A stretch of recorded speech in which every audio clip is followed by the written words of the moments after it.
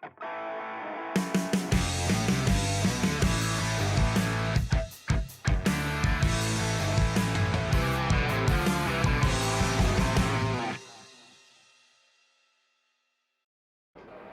and welcome back to Throttle Up. Today we are going to review the newly launched Citroen C3. This is the second offering from the French automaker in the Indian market and is likely to compete against the Tata Punch, Maruti Ignis, Renault Kiger or the Nissan Magnite. The Citroen C3 comes in two variants known as Live and Feel.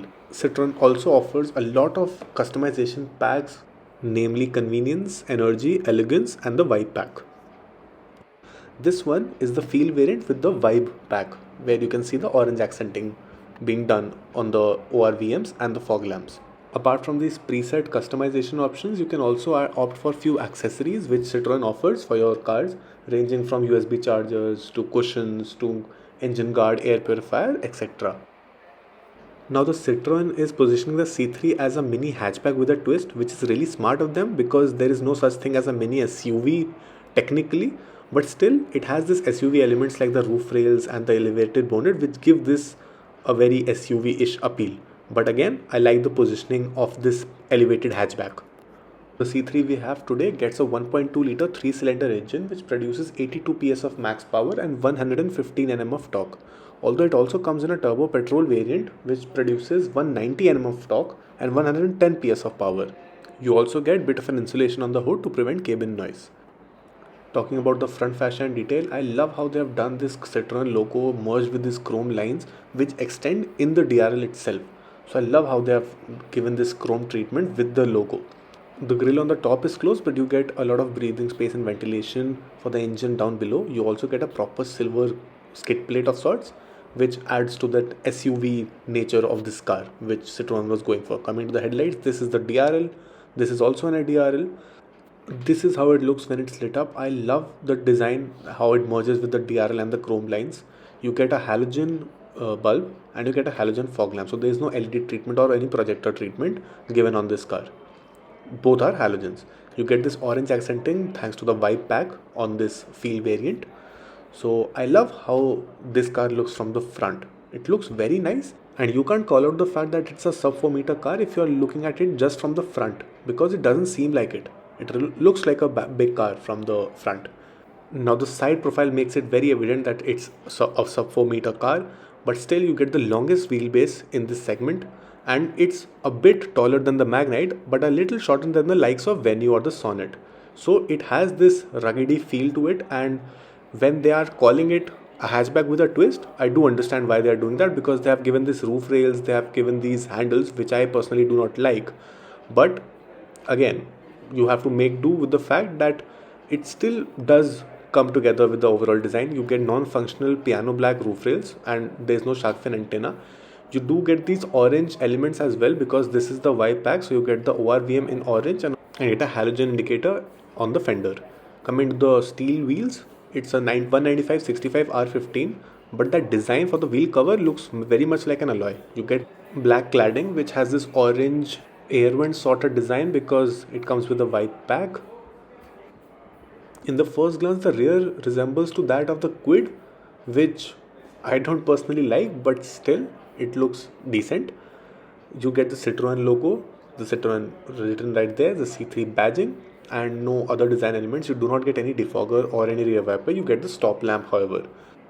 Coming to the tail lamp, this is what actually makes it look like the Quid. It's an all halogen setup. There is no LED. You get the Citroen written right there. A halogen, halogen, halogen. Indicator is halogen, the reverse light is halogen. This is how it looks when it's lit up. As you can see, there's no LED treatment given, but it does the job and it's rather neat and is easy on the eye. Coming down below, you get the reflectors which are in orange surrounds and you get black plastic bumper. Overall, you get the rear parking sensors, but there's no rear camera. Although those reflectors look like fake exhaust, but the real exhaust is down below. Opening the boot of the car, it's a 315 liter boot and you get an electromagnetic button. There is no electric function obviously. You get a 315 adequately shaped boot. Although the wheels do eat up a bit of a space, you do not get any lamp whatsoever. You do get this hook for which the maximum weight capacity is 3 kgs. Coming to the fifth wheel, you do not get an alloy because the other wheels are obviously not an alloy. Also, this is a 15-incher, the same size. Although the boot space is adequate and is decent given the size of the car, the Tata Punch gives 366 liters. So it obviously can't compete with that. Coming to the backseat of the car and opening the doors, you realize that the build quality is really great. It opens with a decent weight and closes with a third. It has hard plastics all around, so no soft feel. You get space to keep one bottle. The window open buttons are not on the door itself, they're in the center, but the plastic overall is better than what we normally expect from a car of this range. So overall build quality is really nice. Coming to the seats, the first thing that I have to appreciate is that the use of the black and orange, the fabric used is of really high quality, and the build is again very nice. Coming to the legroom is adequate. You get magazine holders on both the sides. There is no scooped out treatment given, and this is how the dashboard looks like from the front, and it looks really nice, but we'll come to that a bit later. The thigh support is on the lesser side, but what it cuts down in the thigh support, it gives in the legroom. Though there are no adjustable headrests, the recline angle is upright and the cushioning is bit on the lesser side, but again the fabric feel is great. The electric windows are in the center, which I do not personally like because they come from a 15-year-old car, it seems.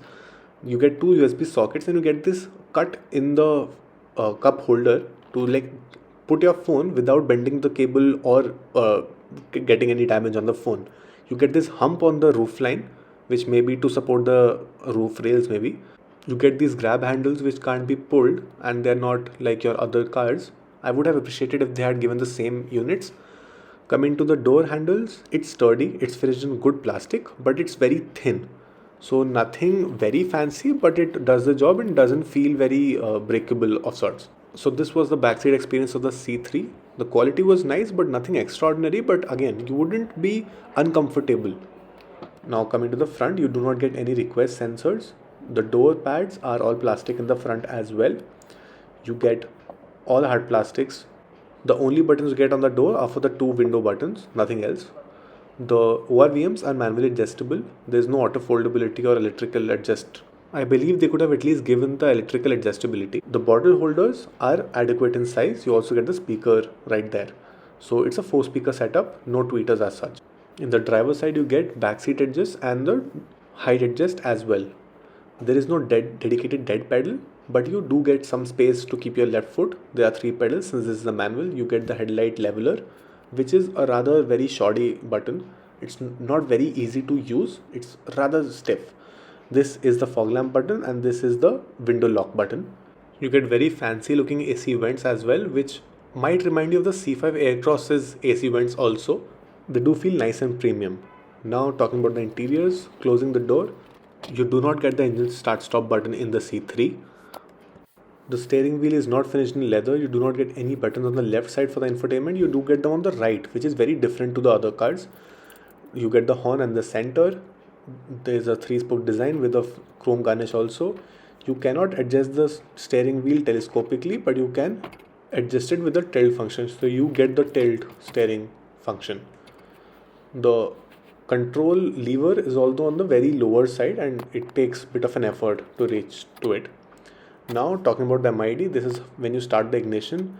I do not like the information cluster at all. It seems like it's picked up from a very old gaming console from the 1990s. Why not just simply give 2 analogs for the tachometer and the speedometer?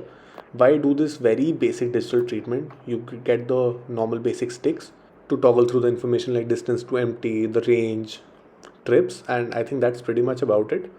You also do get the required lights, which are sort of a hygiene factor, but I'm not a fan of this very basic display. I would have rather just gone for a one speedometer like in the Alto. That would have been much better. This is for the wiper controls on the left and the headlight controls on the right. You do not get any auto headlamps or rain sensing wipers in this car.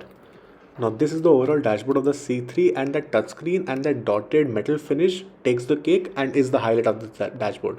Coming to the touchscreen, it's very neat looking. Is a 10.2-inch touchscreen with wireless Android Auto and Apple CarPlay. You get the required settings and features. You can adjust the settings for audio, display, vehicle alerts you can set. In audio you can have the balance and fader settings. So I'll just show you. This is the display setting to adjust the brightness and user modes. You get the audio for the balance and faders.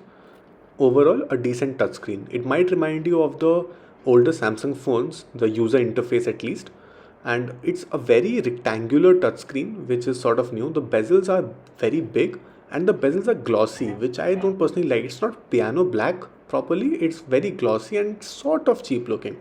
But nonetheless, this is how you can turn off the touchscreen and this is how you can turn on the touchscreen, just by touching it. So it is what you would expect. The chrome garnish on these AC vents and how they operate are really very nice, very fancy, very different take on the AC vents, and you get this space to keep maybe a pen drive. But yeah, very different looking dashboard overall. You get these tactical proper rotary buttons for AC vents. There is no climate control on offer. Below the AC vents, you get the hazard lamp indicator, USB socket, 12 volt socket, no type C. You get two spaces to keep your stuff in. There is no wireless charger, but decent space. You get two cup holders, and this is the gear knob. The gear knob also has a very nice finish. They have done the knob really, really well. It's also covered with leather at the bottom. You get a normal manual handbrake, which is finished in plastic, but has a good chunky feeling. You get space to keep your phone or a key in. Nice open space. There's no center console, but you do obviously do get a glove box. But before that, look at this. This is hard plastic. This is proper dotted metal. This is stainless steel of sorts where you can keep your stuff. This is hard plastic. I love how they've played with this. And this actually is a hatchback with a twist. Coming to the glove box, there is no cool function. It has a decent amount of space, not very fancy or not very deep, but adequate enough to keep your documents and some small stuff like cables and all of that. Coming to the sun visors, you get a mirror on the co-driver side, but there is no lamp. Driver side has no lamp or any mirror. You get a normal cabin lamp, which is a halogen. The IRVM is not auto dimming and does not even offer the day night function, so that's a minus. The seat has decent bolstering and offers adequate thigh support. That orange stitching with this grey fabric and that design is nice. There's no seatbelt adjust on offer, even though this is the top variant. As for the safety features, you get two airbags and a speed sensitive auto door lock in this specific variant as well. Overall, I'm very impressed by what C3 has to offer, and given that this is Citroen's second offering in the Indian market and the first one was around 30 lakh plus car, it's difficult to nail a sub 10 lakh rupees car, and they have done a really good job. The exteriors are very nice, the build quality is what you would expect. This hatchback slash SUV can compete with the likes of compact SUVs, the mini SUVs, and even the hatchbacks. So it has a lot of competition coming from the likes of Venue, Sonnet, Brezza, Tata Punch, Magnite, Kiger, or even i20. But again, it has its niche, and those who would want something quirky, something different, this is the car for them, and they would not be disappointed. With the option of this Puretech 110 engine, which is the turbo petrol option, even the enthusiasts would be happy opting for this car. So overall, given that the pricing of this would be around 8 lakh rupees on road, this variant of the C3 should definitely be considered if you are opting for a base variant of say any compact SUV or even a hatchback, because it has more than that to offer. If you are looking for something like Tata Punch or a Magnet or a Kiger, it is right up there in build quality with Tata Punch, and definitely has a more solid build when compared to the Kiger or the Magnet. It might have its problems with a relatively poor service network, and even the service cost might be high, but where it makes up is that pricing and the features that this car has to offer. Do let us know in the comments what you think about the new Citroen C3 and this feel variant. Let us know if you would consider this if you had a price bracket of say 8-9 lakh rupees. Like our video if you appreciated this review, and also to help the algorithm a little bit, subscribe to our channel and keep watching Throttle Up.